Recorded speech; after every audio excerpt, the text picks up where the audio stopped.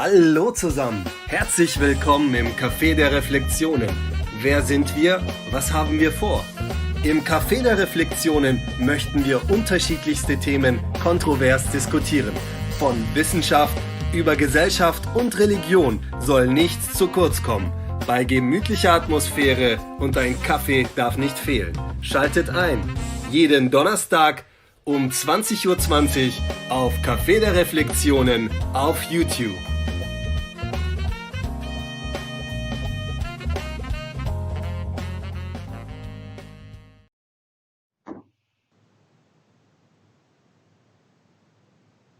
Hi everyone, I'm really excited to be your host for tonight in Café der Reflexionen, which means Coffee of Reflections. We started this 1.5 months ago, and we talk in Coffee of Reflections about society, science, and religions. When we talk about society, we try to build bridges. When we talk about science, we try to search sense. And when we talk about religion, we try to centralize the human being. Tonight, we will talk about the topic Roman religions with two very interesting guests. We have Mr. Cenab Aydın with me from Rome. Ciao to Rome from here. Hello, good Abend. We have Dr. Arhan Kardaş from Berlin, from the capital of Germany. Hello. Hello. And I talk to you from Bonn, the former capital of Germany. Tonight we titled this night Roman religions. We will talk about Rome today, religions in Rome today. We will talk about Muslims in Rome today. We will talk about famous personalities which engaged in an interreligious dialogue in Rome, and so much more. I would like to introduce you my guest from Rome, Mr. Cenab Aydın, who traveled as a graduate student from Turkey to Rome to found a dialogue center for interreligious dialogue, Istituto Tevere, 16 years ago. And he's also in a Catholic-inspired research center, which is called, it was a French name, Mr. Cenab Aydın? International Institute of Jacques Maritain. Jacques Maritain. So French pronunciation is not that easy. He also is an actor in a local theater in Rome. I visited in Rome. He likes to cycle around in Rome. I like him as a friend, with a very interesting background, with a very interesting life story to tell. So. Then we have our second guest, Dr. Arhan Kardaş, which wrote his PhD, his dissertation on women rights in Islam and in the international context also. He gives lectures at the Respect Graduate School in America about Islamic jurisprudence. He is a lawyer. He is a publicist. He is a theologue, I will say. And he is also a professor at Potsdam University for Islamic theology. But the reason why these two guests are paired tonight is that are both enthusiasts of interreligious dialogue. Dr. Arhan Kardaş was the chief executive of the Vienna Institute of Friede, which is the Institute for Interreligious Dialogue. Without extending this intro, I would like to go on to our questions to start the talk with Mr. Cenab Aydın. You have a very interesting life story, I would say, to go to Rome and found an interreligious dialogue center. Who are you? Could you tell us a little bit about you? Thank you very much for hosting me in your cafe. Really, just a very enthusiastic initiative. I'm really excited, from the very beginning. Since I know a little bit of German, I'm really very excited to listen to your the former sharings in this YouTube channel. Briefly, okay, as you mentioned, I'm originally coming from New Rome, from Istanbul, where I was born and raised and did my first university degrees. Then I moved to the original ancient Rome some years ago. And now I'm just trying to talk about this tonight with you. I'm a sociologist of religion by training, and I call myself a scholar activist because I try to combine my research academic interest with an activism and interreligious and intercultural dialogue. And tonight I would like to just not only just give you a perspective that will be, you can just find lots of books on that, the very relation between Rome and religion, but I try to enrich, our talk with my personal experience and insight to the very life of intercultural and interreligious experiences of the city of Rome. So head ahead, I would go to my first question to you, Mr. Cenab-Aydın. Rome as the city was built as a sacred city. Even the ancient building fathers of Rome built it with a holy idea. Even the legends about it building, about Rome and Romulus, are really religious. And it was built as a sacred city. For example, military soldiers wasn't allowed to get into the Rome city's inner city. It was forbidden there to bury your deaths, for example. They were buried outside of the city. So Rome, before Catholicism, of course, after the Catholic faith came to Rome, it remained holy in a new way. The Holy See, the Vatican, is in Rome. Could you please tell us about Rome today, Rome and religions today? Actually, since Rome is the most historical city in Europe, is also, of course, we can make some references to the past, starting with that, as already you have mentioned. Of course, the most significant identity of Rome about religion is being the center of the Catholic Church, and the Holy See is located here, being Pope being the St. Peter's successor, and St. Peter is buried here and the Basilica of St. Peter Basilica. But, if you go back to the historical roots of that, of course, just at the beginning of the city, before the Romulus, Aeneas, which is originally from Anatolia, coming here, and this is the forefather of Romulus, it's very much related to all the historical connection of the sacred and the holy idea of the city.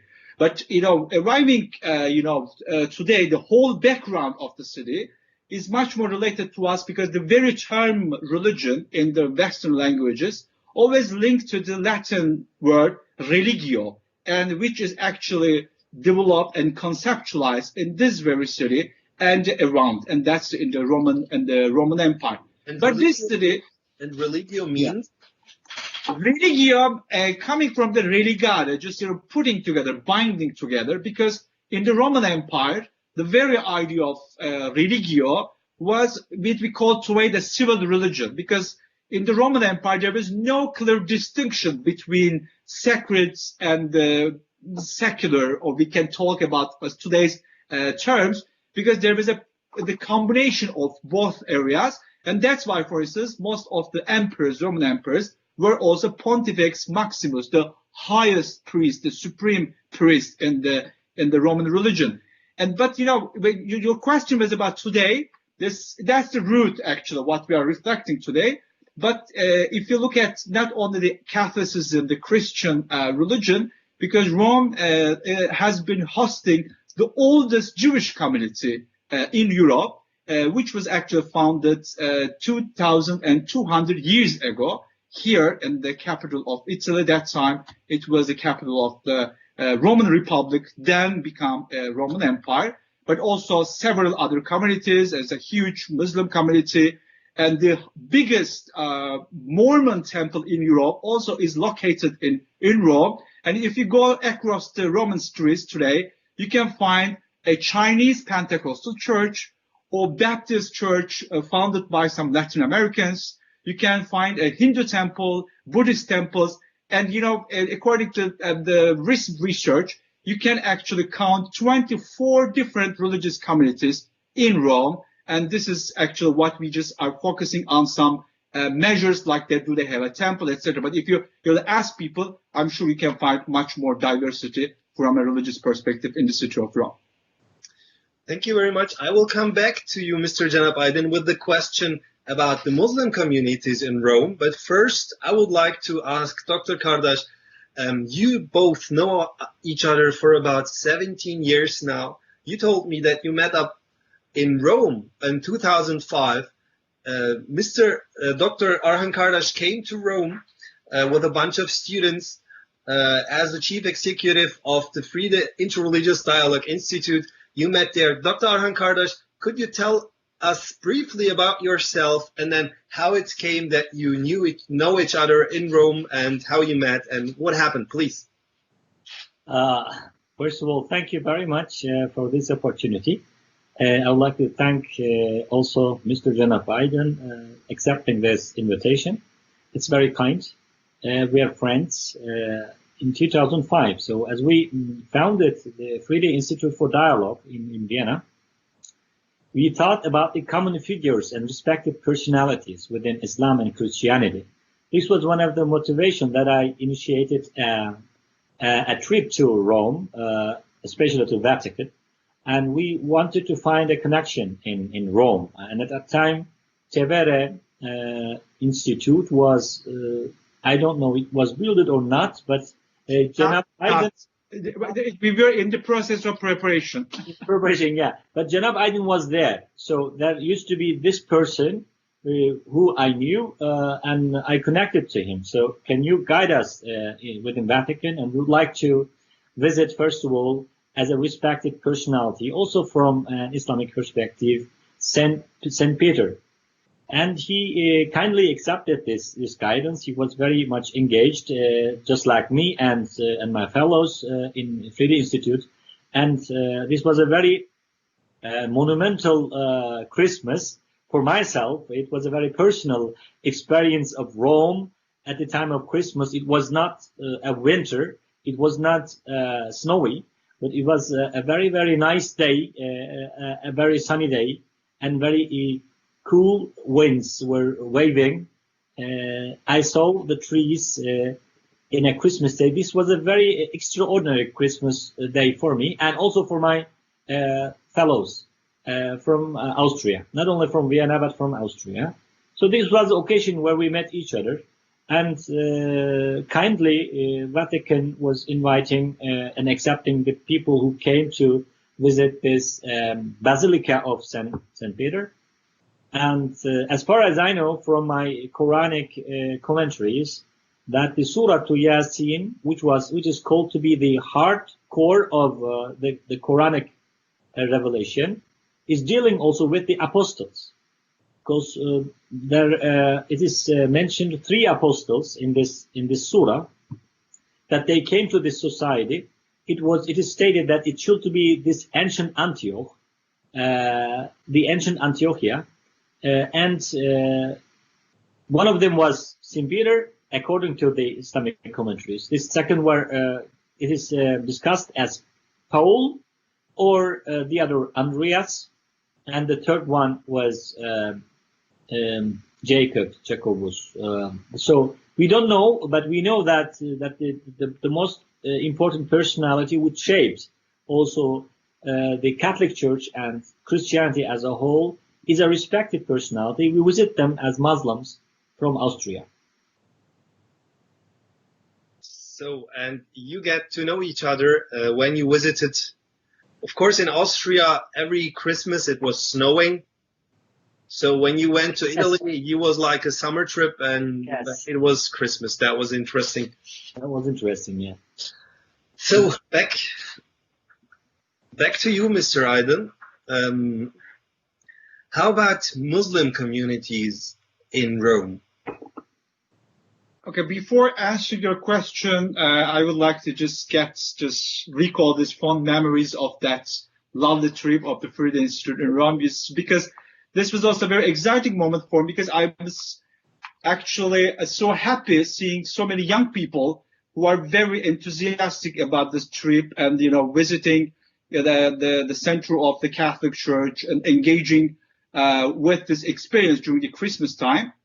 And what I would like to also add here, besides visiting the St. Peter, we visited also another church that time, Santa Maria del Anima. Yeah. This is the German-speaking church here in Rome, Deutschsprachige Kirche. I'm trying to say in your language.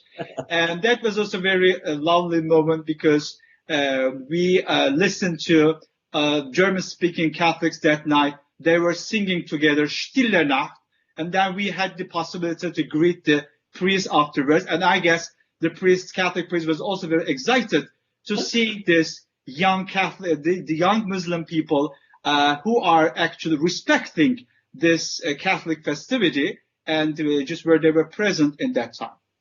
Back to your question, Muslims, in general, the history of Rome with Muslims is a very old history actually, because if you look around Rome, it is almost 80 kilometers from here, there is a small city, Saracinesco, which was actually founded by some Muslims from Tunisia. Many centuries ago, some Muslims were maybe not for very peaceful reasons, unfortunately, but some of them remained here. But there is a very good now there is a good memory of that. There are good relations. Even there are some people from that small city around Rome, and they found their roots in Tunisia, and sometimes they do some cultural exchanges. But let's look at more focusing on the very presence of Muslims here in the city. Rome is a city hosting Muslims from different backgrounds. We have so many Muslims from Bangladesh, from North Africa, Morocco, Tunisia, Algeria, Egypt. Also, there's a huge Muslim community from Albania. And this is also important part of it because they're also representing the European Islam, not just Islam in Rome is not only African, Asian, but also as a very European. And there is something very important to be underlined about Muslims in Rome. Rome has been hosting the biggest mosque in Europe, actually. Now, some people say maybe the new mosque in Cologne is a little bit bigger, but I don't know. Just since I'm a guest of a German coffee house, I'll try to be a little bit diplomatic about that. But still, maybe this is the biggest mosque here. But this has also a very long history because that mosque, even though it was just finished in 1995, but the projection and the whole history of the architecture lasted around 20 years. And the architect, Paolo Portoghese, would like to give to the city a very Roman and European mosque, studying the former mosque in Andalusia and the Hagia Sophia. He tried to create something new, but still very much, fitting into the cultural and historical background of the city. Thank you very much. Dr. Arhan Karadas said that he came to Rome to visit also Islamically, from the Islamic background, respected person, St. Peter. A friend of me was at the Vatican. He told me that he is visiting the Vatican, and I told him that he should visit St. Peter too. As you can remember, Mr. Cenab-Aydın, me and a friend of mine, we came to Rome. We intended to study at the Pontifical Gregorian University to do our masters over there. But it turned out differently, and right now we are doing our master in Bonn in interreligious studies and philosophy of religions, which is also fine. But from here, I would like to. We were really interested in Rome because Rome is it's a turning point of so many different religions. It's the place of the Holy Seat, so it's really interesting for interreligious dialogue. Were there any, or who are they prominent Islamic scholars which visited the Holy See? I think we should a little bit just, going back to your introduction about this question, we should a little bit, clarify the very relation of Islam and the Vatican institutions, because Islam has been always studied by the Vatican universities, especially by the Pontifical Institute for Arabic and Islamic Studies, which is a very prestigious institute to focus on Islam from different perspectives. Scholars over there focusing on hadith, tafsir, on the kalam, all different subjects of the Islamic sciences, as Catholic priests dedicating their life to the study of Islam. This is a very important sign of I would call an authentic dialogue, because as you know, dialogue always starts authentic interest and open-mindedness to learn from your dialogue partner. In this case, wherever the Catholic scholars, priests are engaging in interfaith dialogue with Islam, this is actually a very important point of reference. They're just focusing on this. And this institute actually is also working very closely another institution of the Vatican, that is Pontifical Council for Interreligious Dialogue, in which there are several experts are engaging in dialogue with Muslims. And that's also the reason why very prominent Muslim scholars have been here, and they met Supreme Pontiff, the Holy Father, now on Pope Francis, but also in the past. For instance, the rectors, I would say, the rectors of the Al-Azhar University, the Sheikh Al-Azhar, they have been received several times by the popes here in the city of Rome, in the Vatican institutions. Also, there have been some other professors from the Asian world, but maybe, as I imagine, some of your listeners are originally from Turkey. That was an interesting person, of course, Mr. Fethullah Gülen, the prominent Islamic scholar, originally from Turkey, who resides in the United States in 1999, who visited actually Vatican institutions in 1998. More specifically, on 9th of February in 1998, who was here and who was received in a private audience by St. John Paul II at that time. And that was also, of course, one of the important visits by the Muslim scholars to these institutions. And also that I would like to just underline, whenever a prominent Muslim scholar visiting a pope, before that they have a meeting at the institution that I mentioned, Pontifical Council for Interreligious Dialogue, and they are also received by the cardinal who was the head of that time. There was Cardinal Arinze. Now it's President Cardinal Ayuso from Spain, that time Cardinal Arinze from Nigeria. And because that is usually beforehand, there is a preparation for all Muslim scholars and for a deep, I would say, dialogue, because usually whenever you are received by the Holy Father, by Pope, these meetings are, mostly between 30 minutes up to 1 hour mostly. So, but in order to give more space to this Muslim guests, Pontifical Council for Interreligious Dialogue with its experts on Islam, because they have different experts who are engaging with Muslim world from different perspectives. They host their guests, and they have this more deeper dialogue meeting, which lasts some hours. We talked about interreligious dialogue.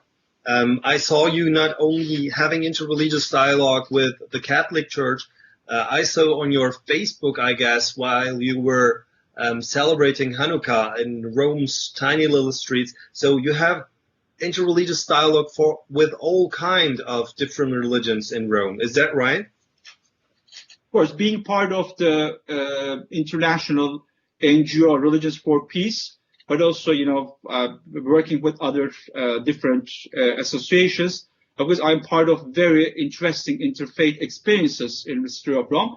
That moment was a very particular moment for me, because it's always very exciting to attend festivities, celebrations of other religions, especially if it's talking about the Jewish festivity, Hanukkah, that was, as you know very well, coincides more or less with Christmas.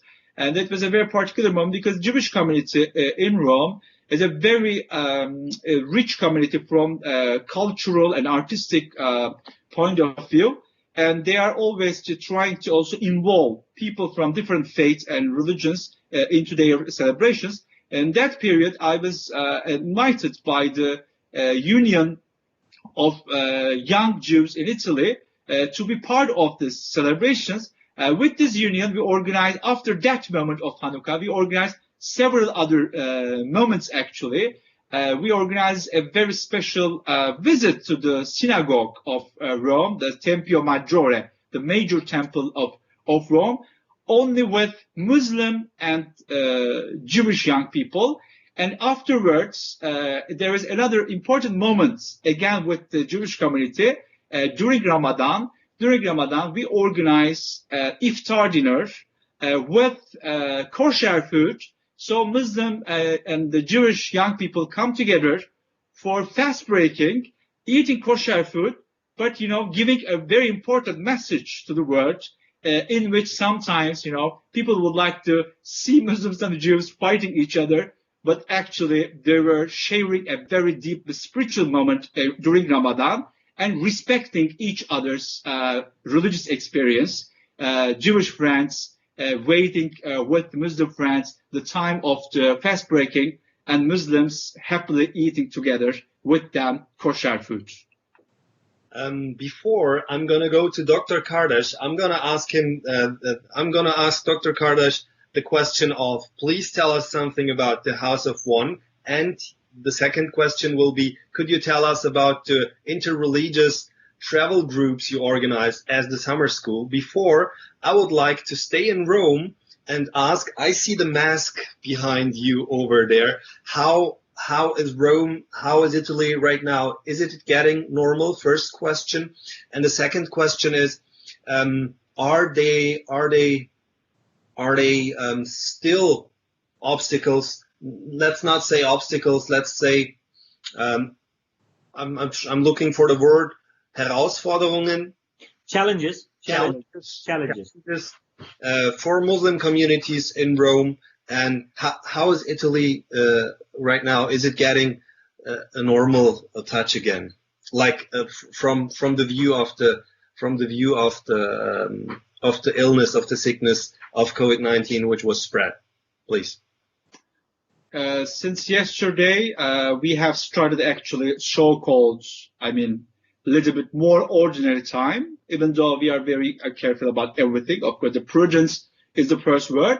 Now, I'm trying to focus on our topic, of course. Now, the temples, the place of worship are open, but people are, of course, very careful. For instance, talking about the mosque, of course, wherever we go to mosque, we bring our rugs together. We are very careful, and you have to clean your hands and sanitize them before you enter there. And you have to also keep this distance of better 2 meters, some places 1 meter. But, people are very careful. But now, place of worship are open. But still, I would like to say, since during the quarantine and during this lockout time, we had this experience, of course, coming together and praying together, people of different faiths. We keep this actual tradition now. It's still on the, internet connections and the virtual platform. We come together, not only Muslims among each other, not only Christians among each other, but people of different faiths, especially I mentioned through the NGOs like Religions for Peace or some others. We come together and we are focusing on the prayer. We are focusing on spiritual moments, so that we can how can we just go through this period helping each other. So the second part of the question was, are there still, now I don't get the word again. Challenges. The Muslim challenges, you mean about religious experience, or in general you ask? This is what I would like to understand. May I interrupt this very lovely conversation? So as far as I know, we changed the rules in this coffee house. I'm one of the regulars, so I think I have this privilege to make this interruption. So we have just 30 minutes and 15 minutes for the questions. As far as I know, I think, because you're a prominent guest for us, I'm sure that there are some questions we will be dealing about. So we've just left only 15 minutes left. So I would like to focus on the topic as soon as possible and move on to the questions if there are. And please give me just the possibility to speak within the context of the questions, because I'm a regular here, I can speak anytime I want, but we have a very nice guest, a very, very frank friend from Rome. So we've got the questions to all the ones which are watching us right now. Thank you for your questions. We have about 4 questions right now. We have 5 minutes more to go to the question section. So, nice. So, should I go to Mr. Cenab Aydın with the last question I asked him? Why not? Mr. Cenab Aydın, so please. The challenges, I mean, if I just again go back to the challenges about the normal life, the challenges are over there in the sense that, as you know, Italy had a very difficult time, just during the crisis. So we are trying to be very prudent, and especially talking about the religions, the place of worship are the places people could actually be very close to each other. Normally, it's very appreciated if you are praying, in the Islamic sense, so you become more closer and closer to your fellow Muslims. So somebody could not, intervene to your prayer. But now it's a very interesting experience. And for the other part, actually, people are just trying to respect each other's privacy. Maybe because the thing is, why in Italy we should be a little bit more careful than some other maybe Northern European countries, because this is a Mediterranean society. So we have actually more, I would say, the physical distance between people in Italy normally is less than the Northern European countries. So we like to touch each other, and we would like to be close to each other. And that's why this little bit, of course, challenging. I would say this is the most challenging part of it, because now we are out, we can see each other, we can greet each other, we can, grab a coffee in one of the nicest bars. I call bar, this is the Italian term, we call cafes, coffee houses, coffee shops here in Rome. But of course, we should be very careful about it. That's the challenging part, I would say, for the people and for the public life. But again, for the religious life, we're just observing the experience of people from different faiths, even in the churches, in the synagogues, in different temples, people are trying to keep the social distance, the physical distance already required by the government. That's also a different experience of spirituality, because normally you are trying to, in the normal times, so-called, you are trying to closer to your fellow Muslims or Christians, whatever. But in this period, our closeness is not only spiritually, but we have this, I would say, availability for our brother and sister. I'm keeping this distance. So my distance, or to him or her, becomes a charity. It's not just, I'm putting this distance, I'm just distancing myself from her and him, but my distance is something to respect his or her health, his or her well-being. And of course, this is a little bit changing our mentality, how we look at the things, It's not just, I see you and I give you a hug, and then just I would like to show you my closeness, but now my closeness is actually designed by my social distance. That sounds pretty challenging. Dr. Kardeş, you were right. I saw the watch. I thought we still have 15 minutes, but you were right. We were in the last 15 minutes. We have 4 questions. I will start with the first. The first question is, how would you compare Rome, Sarajevo, and Jerusalem in their interreligious positions today? I would give these questions to both of you as you wish. Let me begin from a different perspective. As far as I know, the scholar Fethullah Gülen, Mohammed Fethullah Gülen, visited the Pope John Paul II He's now declared holy, as far as I know, from the Catholic Church. Thanks. John Paul II was supposed to be addressed to three different requests from Mr. Gülen. He was suggesting three suggestions, as far as I know. The first suggestion was to get into dialogue in an educational way between some universities in Turkey and the pontifical universities and academic degrees. Mr. Cenab-Aydin knows it better than I. And the second suggestion was actually to build up a university, a theology, university of faculties, three faculties within the framework of a university in which three different religions, Abrahamic religions, Judaism, Christianity, and Islam, are educated, and also the imams, rabbis, and the priests are educated, and located in Haran. This was the second suggestion. And the third suggestion was to make the world in a place of peace within also Jerusalem. Jerusalem is to be a common respected city from all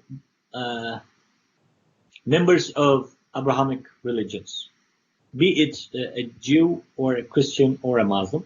So this was the third suggestion, as far as I know, and I referred to these three suggestions in Torun, in one of the nicest cities of Czechoslovakia at that time.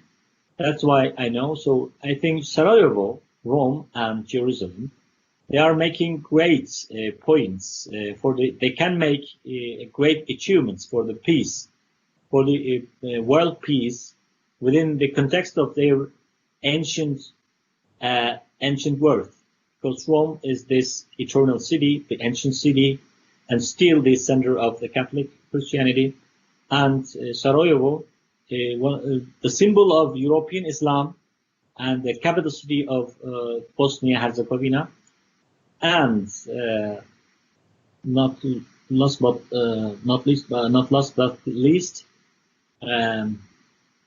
we have Jerusalem, which is a common good and common respected, holy, sacred city for not only Jews and Muslims but also Christians.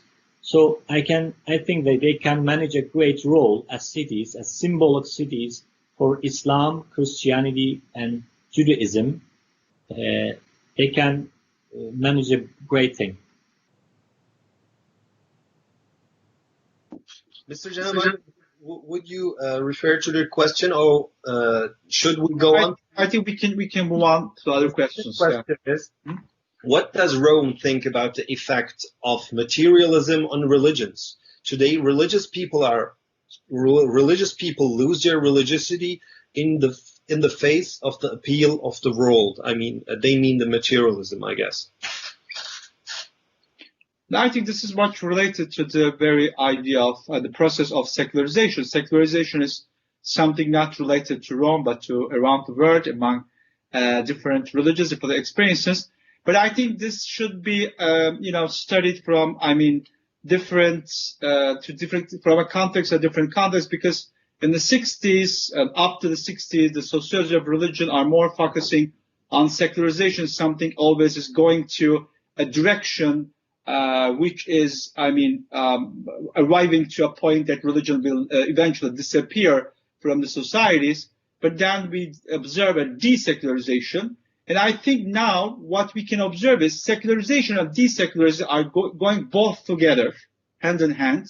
And we try to, if I just look at the experience of Rome, I can definitely experience it. In a way, I can experience, during also some ethnography, some interviews, I can see some young people who are losing their interest in religion as something determines just their lifestyle or their way of living. But on the other hand, I see also so many other young people who have a very deep interest, a renewed interest in religion, even though they are coming from very secularized families. So I think this is, I don't know, if they just mean with materialism, it's much more the process of secularization. I would rather focus on the both processes together, secularization and desecularization, and in the same context.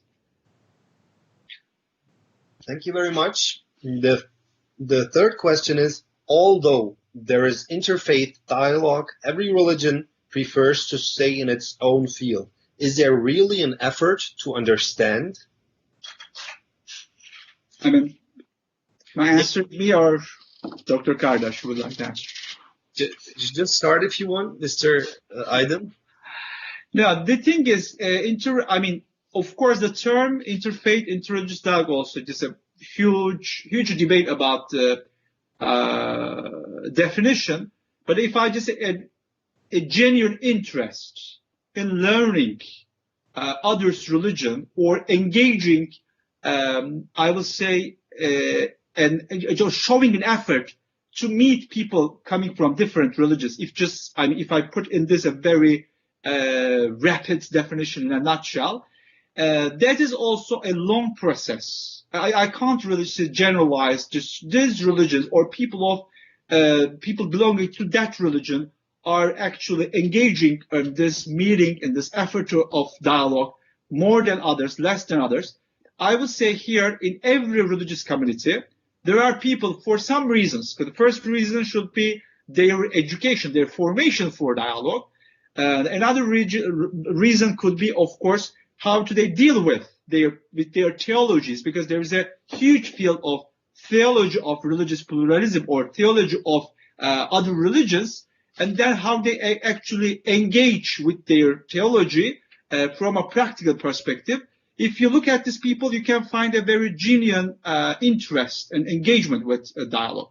But there are, of course, some people who are not educated, from this perspective, or they haven't been really exposed to their theologies from a perspective of theology of religious pluralism. Then you can find also several challenges, and unfortunately, some people, even though they declare themselves as believers and people who are actually believing in the creator who created the whole humanity, sometimes you don't see the good examples that I would like to meet and actually engage with the other human beings created by the same creator, of course, from a perspective of people who believe in the creator and who would like to, see them from the perspective of this, I would say, the term which is very common in the Vatican documents about dialogue, of a unique God.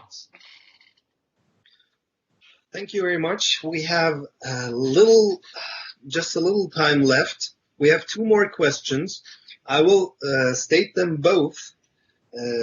Is Islam's bad perception of media influence and poor representation of Muslims at the same level in Rome?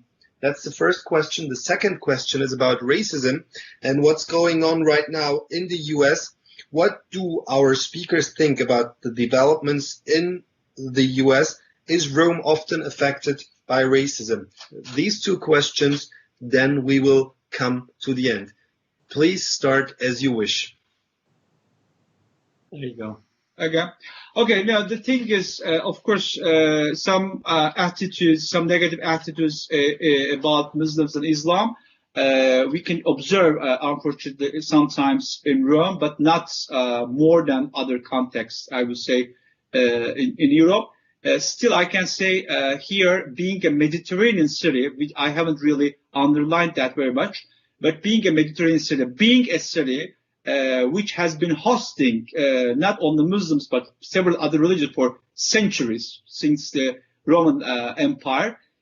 Actually, Romans are so much used to see people, especially I'm just a little bit linking myself to the question about the US. Romans, I have been very much, they're used to see people having different color skin color. That's just, it's part of the society actually. And, but of course, people are reading some material I will call, especially after the 9/11, we are living actually the last 19 years, the so-called post 9/11 period, some people are exposed to very negative ideas about Islam and Muslims. But of course, back to the letter which was mentioned by Dr. Kardash, the letter wrote by Mr. Fethullah Gülen and addressing to John Paul II, in which he was talking about Islam as a religion which was actually usually misunderstood. But please focus on, bear in mind, Mr. Gülen in this letter saying that Islam was so much misunderstood, but the first responsibility was the Muslims' responsibility. Muslims were responsible for misunderstanding. So whenever we, focus on this misperceptions about Islam, of course, we have to look at also what kind of actually effort done by Muslims to, I will say, change this misperception, these misunderstandings. I would say here in Rome, Muslims also should work more and more, to engage with the Roman society, with the Italian society, so that they can be actually understood as they wish, according to their authentic identity. Thank you very much. If Dr. Kardash wants to add something. I would like to say just two things about the situation in the United States. As I read one of the books, one of the famous Afro-African activists of the United States, Webb Du Bois, who was buried in Ghana and was a very efficient intellectual during the time of the social movements, social revolution, and this in 90s, I mean. He wrote a concept in the book of The Souls of the Black Folk about the concept of double consciousness. So this double consciousness that a black person, an Afro-American person in the United States, sees himself not only from his perspective, but from the perspective of the other, or the white perspective. I thought at that time, as I read this book, I was at the Bilkent University, so in Ankara. So I thought this is an exaggeration. And I think, as I saw now the incidents in the United States, I don't think that it's not unremettable. So the United States has a very grounded democracy and develops very much in that sense for human rights and human freedoms, liberties, as we know from the International Declaration of Human Rights, and we know from the the United Nations, and the engagement of the American people, and the conscience of the Christians in the United States. They are capable of overwhelming this challenge as soon as possible. And I think with the aid of the potential of religions, we will be able to cope up with the challenges in the future. So I don't see the future. So we're entering into a new age. After COVID-19, the world will be seen in a different way. So in that sense, I'm very much promising, and I think the engagement of interreligious dialogue is not a luxus anymore. It's not a luxury. So it is a need. So you mentioned House of One from the Jewish, Christian, and Muslim population of Germany. They came together and built up a house of one. We are praying to one creator, and we belong to one essence. And even the people who don't believe in this essence, they respect the human dignity. So that's why we have many common values, which make us enable the future much more promising and much more human.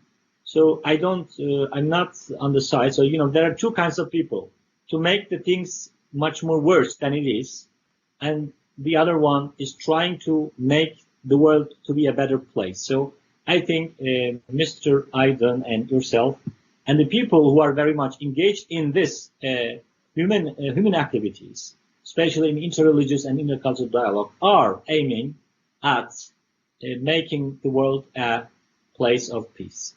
Thank you. Inshallah.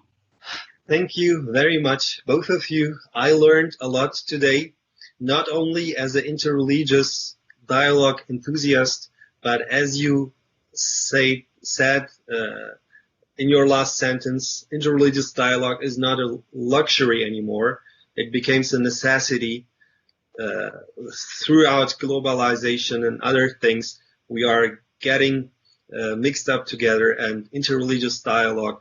And I guess you also referred to the question, will be there any religion in the future? That is a very famous question. Will be there any religion in the future? And I think that ethical and moral and religious values getting more and more important according to the new problems we are facing as humankind. Thank you very much. I learned so much today, so many things. I think maybe this could have been the first talk we had. Maybe there could be more talks. We were forced to hurry up because we had no time. We had to finish. Thanks to all the watchers which sent us the questions. Please don't forget to subscribe, to leave a thumbs up. And you can also find us under the name of the Islamic Academy for Education and Society, Islamische Akademie für Bildung und Gesellschaft, which is an NGO founded or in the process of getting founded right now in Berlin.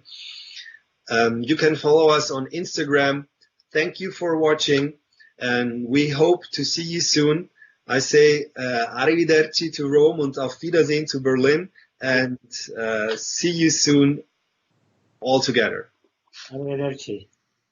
Dankeschön.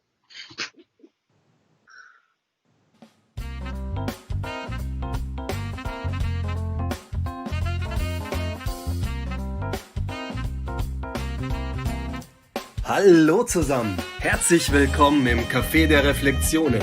Wer sind wir? Was haben wir vor? Im Café der Reflexionen möchten wir unterschiedlichste Themen kontrovers diskutieren. Von Wissenschaft über Gesellschaft und Religion soll nichts zu kurz kommen.